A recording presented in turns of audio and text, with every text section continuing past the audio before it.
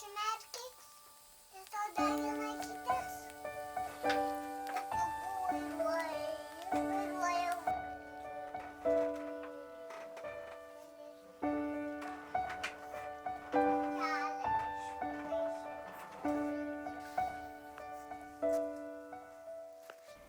Šiais metais anksti pasibeldė pavasaris. Greitai ištirpo sniegas, atšilo oras ir darbai persikėlė į lauką. Pagaliau. Jau ilgą laiką esame užstrigę senų grindų restauravimo procese. Dažų lupimas – lėtas darbas. Žiema praėjo, o mes dar tik įpusėjom su tais dažais. Iš pradžių dažus gramdėme kaitindami specialią lempą ir su gremžtuku. Tokiu metodu vieną lentą nugramdyti užtrunka apie 1 valandą. Ir tai toli nuo norimo galutinio rezultato.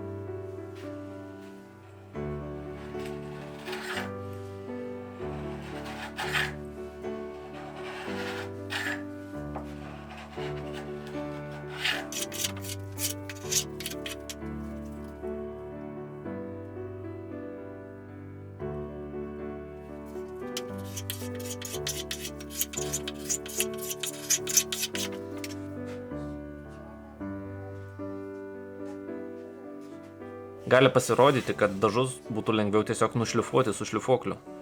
Tačiau įprasti šlifuokliai visai negelbėjo. Todėl ėmėme sunkiosios technikos. Juostinis šlifuoklis su pačiu šiurkščiausiu švitriniu popieriumi, kokį galėjome rasti. Šis metodas neblogai ir daug greičiau nuėmė dažų sluoksnį. Tik dar reikėjo daryti keletą viso paviršiaus šlifavimo su švelnesniu švitriniu popieriumi, kad paviršius būtų mažiau grublėtas, būtų malonus prisilietimui ir neįgertų per didelio kiekio dažyvės. Ateityje laukia vinių skylių užglaistymas, pakartotinis galutinis šlifavimas, tuomet tepimas dažyve ir lakavimas arba vaškavimas.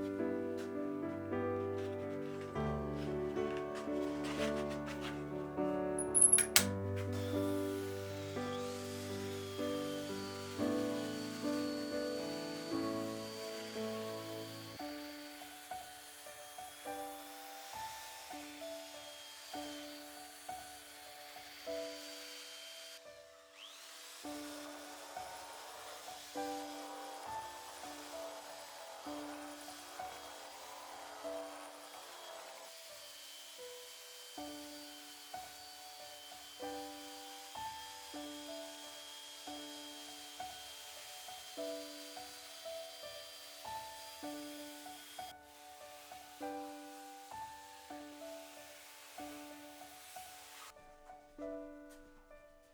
rudens Karina lankė krepšių pynimo būrelį, bet atšilus orui vis rečiau pavykdavo ten nuvažiuoti. Pynimas persikėlė į namus. Pynimas pasirodė esąs labai harmoningas užsiėmimas, nes vienu metu ir rankos užsiėmusios ir galima klausytis kokios nors tinklalaidės ar audio knygos. Šiuo metu pinamas krepšys ne pats tradiciškiausias, tiesiog didelis ir apvalus krepšys. Tradiciniai krepšiai yra šiek tiek kitokie.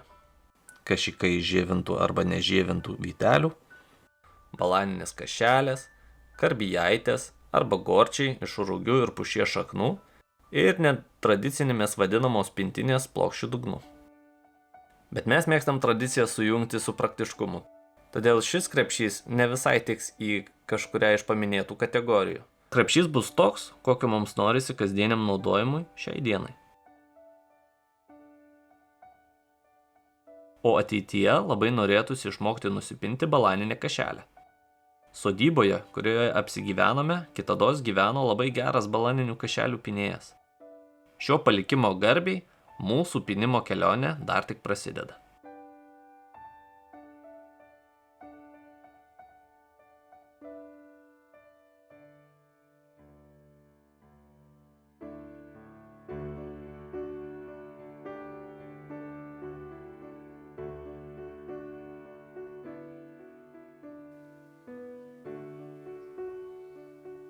Lauke daugiau šviečia saulė ir žemė šyla, tad iškart norisi tvarkyti kiemą ir grėbti nuo medžių prikritusias šakeles.